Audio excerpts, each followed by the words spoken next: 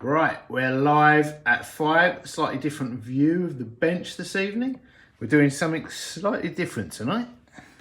I've just got this batch of hallmarking back from the London Assay Office, the Goldsmiths Company Assay Office.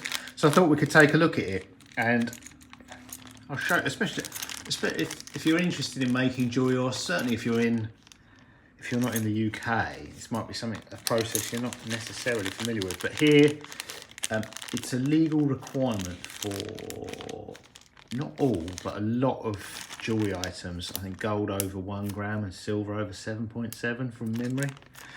So there's a lot of silver that's exempt. In fact, these are exempt, but from compulsory hallmarking, it's optional, which is why a lot of silver's just marked 925. But these are, you can see, I thought I'd show you this because it can be quite a brutal process certainly when you're having feature marks like that. Let's start with the simple things, the regular mark. So yeah, this lot's back, and you kind of don't really know how it's going to go. I mean, you know, it's got a good idea that it's going to pass or not. So this is 9 carat yellow that we sent. That's a tie clip, or it will be. You have to kind of bear in mind that these are going to be smacked with a punch and a hammer. So that's our maker's mark, one of our maker's mark. They've got them in lots of different sizes. I'll show you all the different, so I've got them here. We've got a lot of different size punches. In fact, we have got a lot of different, look at those. So ranging from absolutely massive to small one for inside rings there. So that's the swan neck for going inside rings. Then we've got the straight versions. Yeah, loads of different sizes, all the same thing, but the different sizes are useful for, as you'll see, for different size pieces. So that was a tie clip, that went in. So that obviously will be, I have actually got a finished tie clip. I will show you what that will end up looking like. I saw one earlier.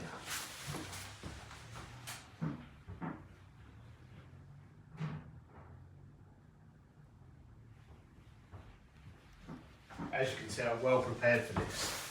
So that will end up, that is a silver one, hallmarked. So yeah, but obviously it's much easier for us to send them in before we form them. So that's been done. I'll run through what the marks are in a moment when we're looking at the large one, but there we go, on the end. And eventually that will be on the back, the tail of the tie clip. These were 9 carat wedding bands. It's a small batch, top up our stock. So they're obviously marked. Let's get one out.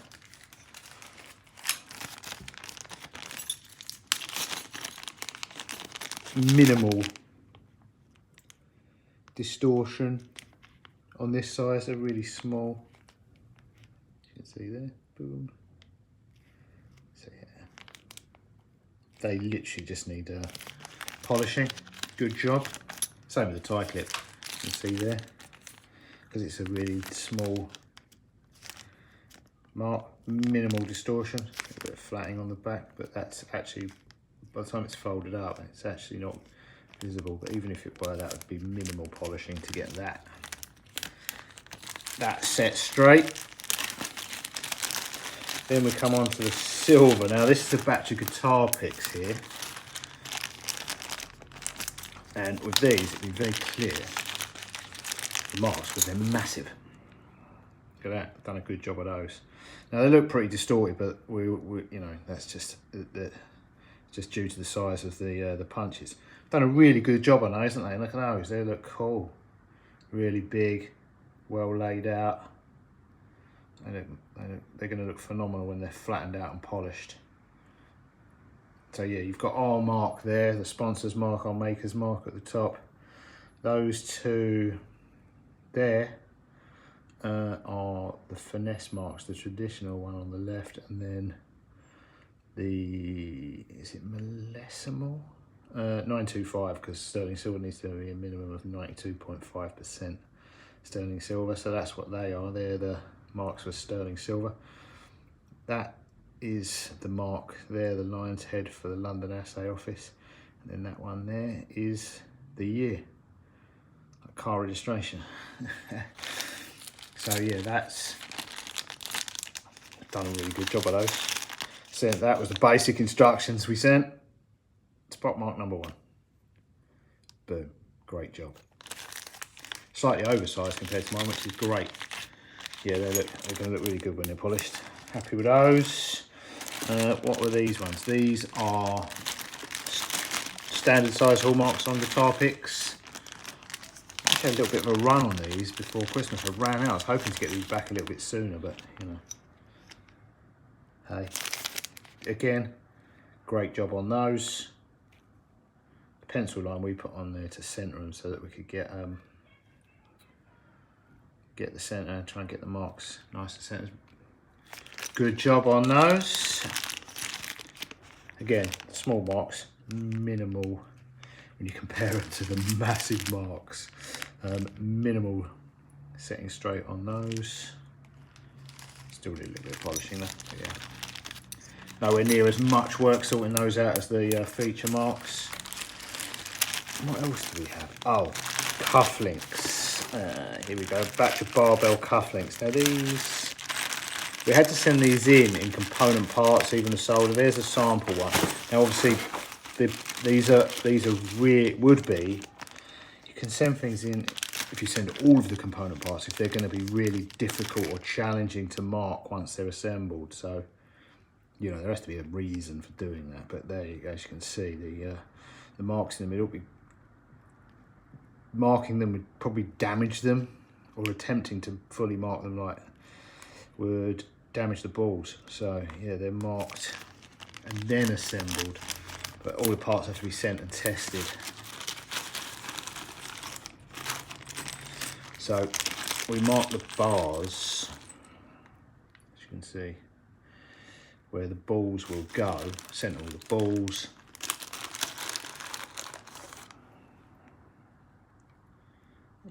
There'll be a 10mm ball on one end. It's quite a tight fit. I found the one that doesn't. There we go.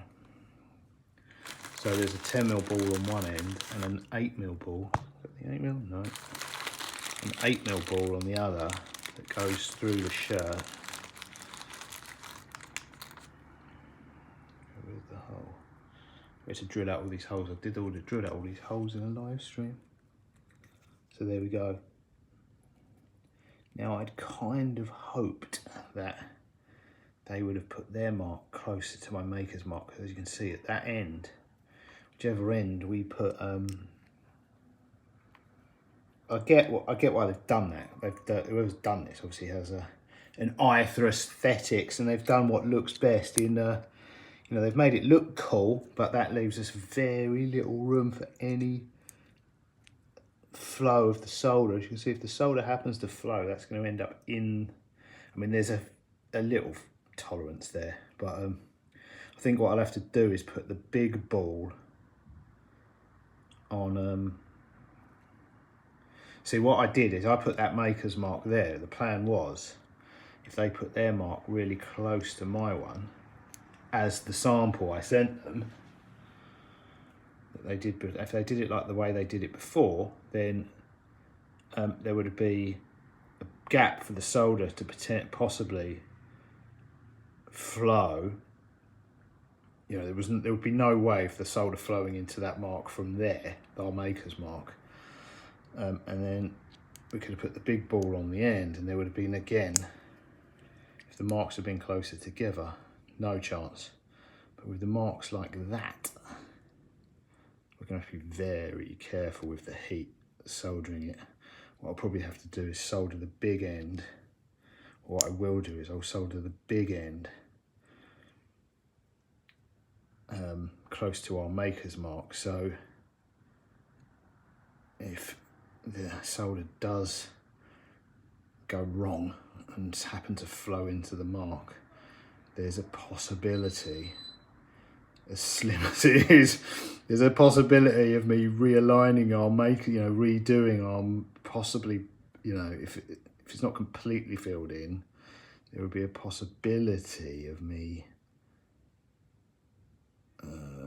maybe being able to, you know, put the not redo it, but maybe, you know, if it was partially obscured, make it visible again. Well, I definitely can't do theirs, but, you know, hopefully we won't get any solder flowing into the marks, because they're very close to the lines at both balls now, whereas, as you can see from the sample we sent them, that's the way I sent them before. So our maker's mark was close to one of the lines.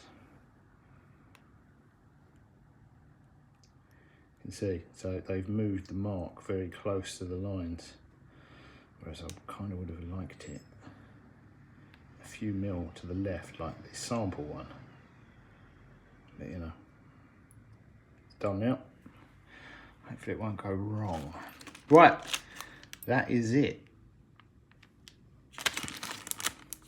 So yeah, all in all, good job. A lot of work now sorting these out, especially those large guitar picks, but they will look amazing when those feature marks look amazing. So yeah, the hallmarks are one requirement, what was it called?